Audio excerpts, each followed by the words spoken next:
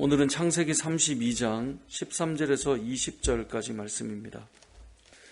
야곱은 처자식들과 함께 삼촌 라반의 집에서 그동안 모았던 재물을 가지고 이제 아버지의 집으로 돌아갑니다. 그러니까 삼촌에게서 나오는 과정이 되게 험난했잖아요.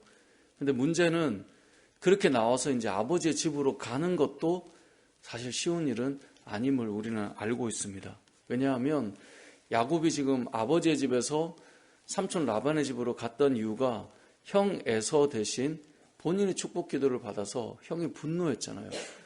야곱을 가만히 두지 않겠다라고 하는 것 때문에 그렇게 이 도피를 했던 것인데, 이게 지금 돌아올 때 과연 내가 형을 만날 때 이 형이 분노가 풀렸을까, 그런 두려움이 있는 것이죠. 그래서 삼촌 라반의 집에서 빠져나오는 것도 힘들었지만 이제 아버지의 집에 가는 것도 만만치 않은 그런 과정이 남아 있었습니다. 우리의 인생의 삶도 마찬가지 아니겠습니까? 어떤 문제를 하나 해결했지만 그 다음 문제가 우리에게 또 늘 있는 것. 그러니까 인생은 늘 단편적인 그림은 아닌 것 같습니다. 하나의 문제를 해결하면 또 하나의 문제가 내 앞에 있는 것. 그것이 우리의 삶이죠. 오늘 본문에 나오는 야곱이 지금 그런 상황입니다. 돌아가는 것이 이 두려움, 또 답답함, 이런 것이 그의 마음에 가득했던 것 같습니다. 그래서 7절에 보면 32장 7절 어제 본문인데요. 야곱이 심히 두렵고 답답하여 라고 되어 있습니다. 왜 그러냐면 그냥 먼저 가지 않고 이 에서가 어떤 상황인지 또 두려운 마음이 있었기 때문에 먼저 사자를 보냈어요. 그래서 에서를 만나고 이제 야곱이 돌아오고 있다라고 하는 것을 알려주었더니 에서가 사람을 한 400명 거느리고 야곱을 만나러 온다, 이것을 사자를 통해 들었습니다. 그게 이제 6절이에요.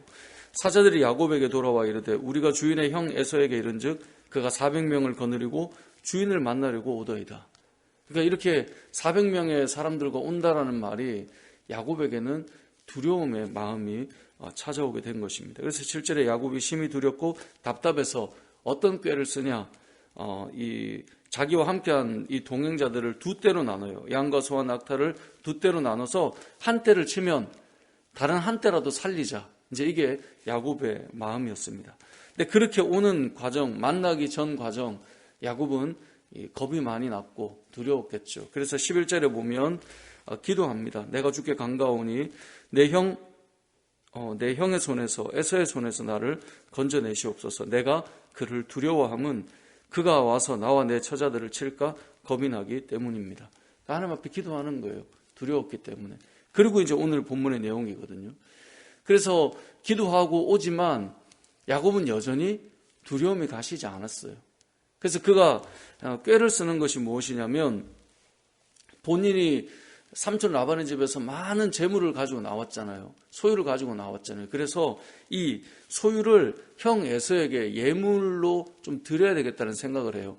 그런데 그냥 순수하게 형님, 제가 이렇게 해서 갔다가 왔는데 제가 드리는 이 예물을, 제가 드리는 선물을 좀 받아주십시오, 이런 마음이었다면 그가 선물을 가지고 만나야 되겠죠. 우리가 누군가의 선물을 보내거나 할 때 본인이 직접 찾아가서 드리거나, 아니면 그게 아니어도 본인이 직접 메시지를 보내거나 이렇게 하지 않습니까? 그런데 오늘 본문에 보면 야곱은 그렇게 하지 않았습니다.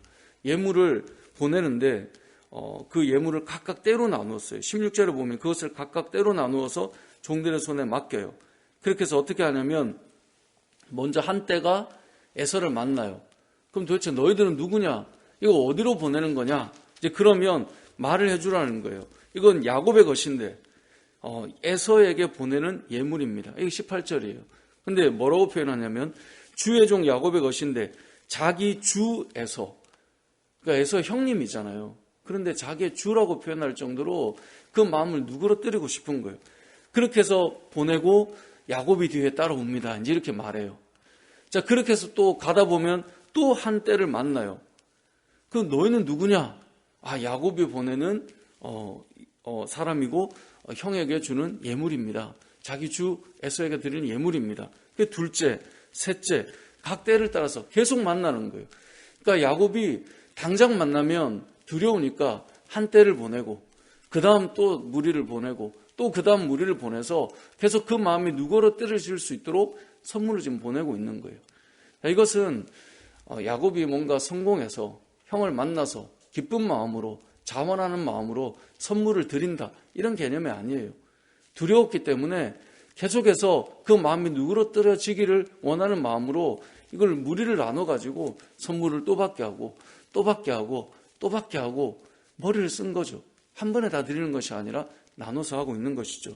자, 이렇게 했던 이유를 20절에서 말하고 있습니다. 우리 20절을 같이 한번 읽어보겠습니다. 시작. 또 너희는 말하기를 주의 종 야곱이 우리 뒤에 있다 하라 하니 이는 야곱이 말하기를 내가 내 앞에 보내는 예물로 형의 감정을 푼 후에 대면하면 형이 혹시 나를 받아주리라 함이었더라. 아멘. 그러니까 이렇게 해서 머리를 써서 한 무리 보내면 형이 혹시라도 마음이 풀려서 나를 받아줄까 한다. 이제 이런 의미로 지금 선물을 계속해서 보내고 있는 것이죠. 자, 이것은 여전히 야곱의 마음에 두려움이 가시지 않은 그런 상태라는 것을 오늘 본문은 우리에게 알려줍니다. 사실 오늘 본문은 너무나 이 가운데 있는 토막으로 잘려 나온 본문이어서 야곱의 마음속에 이 두려움이 기도를 했지만 두려움에 가시지 않고 자기의 머릿속에 꾀를 쓰지만 두려움이 가시지 않은 그 상태입니다. 결국 이것이 언제 풀어집니까? 내일 본문을 보면 야곱이 하나님의 사자를 만나서 씨름을 한 이후에 그 이후에 그의 마음이 풀어지고 담대해지고 형을 만날 수 있는 상태가 됨을 물론 내일 본문을 보면 또 완전해지지는 않습니다만 결국 하나님을 만나 씨름하는 그 시간이 필요했다라고 하는 것까지 우리가 나가야 됨을 이제 생각해야 됩니다. 그리고 우리가 이 땅을 살아갈 때 내 머릿속에 꾀를 쓰는 것으로는 내 마음의 불안감이 사라지지 않습니다. 여러분들이 이 땅을 살아가면서 어려움이 있기 때문에 생각을 다 하죠. 머리를 써보는 겁니다. 이렇게 하면 좀 마음이 누그러뜨려지겠지. 이렇게 하면 좀 괜찮아지겠지. 근데 그렇게 한다고 해서 내 마음의 평강을 찾을 수 있느냐? 그렇지 않습니다. 이렇게 했는데 과연 이게 잘 될까? 이렇게 했을 때 이게 과연 잘 풀어질까? 그것이 사람의 마음이거든요. 결국은 하나님 앞에서 씨름하는 야곱의 그 삶의 과정을 넘어서야 그 다음에 인생의 변화와 새로운 일들이 또 평강이 찾아오게 된다는 것을 이제 내일 보면 알게 되는데요. 말씀을 정리해 보겠습니다. 삶은 어떤 문제를 풀었다고 평탄해지는 것은 아닙니다. 또 그 다음이 있고 또 그 다음이 늘 있고 복합적으로 늘 찾아오게 됩니다. 그러한 때 우리가 머리를 쓰고 계획을 짜고 한다 해도 그것이 우리에게 진정한 평강으로 찾아오지 않는다라는 것을 오늘 이 본문의 야곱의 심경을 통해서 알 수 있는데요. 우리의 마음속에도 동일할 수 있을 것입니다. 하나님 안에서 우리가 이렇게 기도하면서 하나님 앞에서 때로는 씨름하면서 여러분이 가지고 있는 그 문제 하나님 앞에서 때로는 매달리면서 풀어가는 것이 진정한 답이다라고 하는 사실을 기억하시고 기도의 사람으로 또 하나님 앞에 매달리는 사람으로 문제들을 풀어가고 해결해 나갈 수 있는 저와 여러분의 삶이 되시길 주님의 이름으로 축복합니다. 아멘.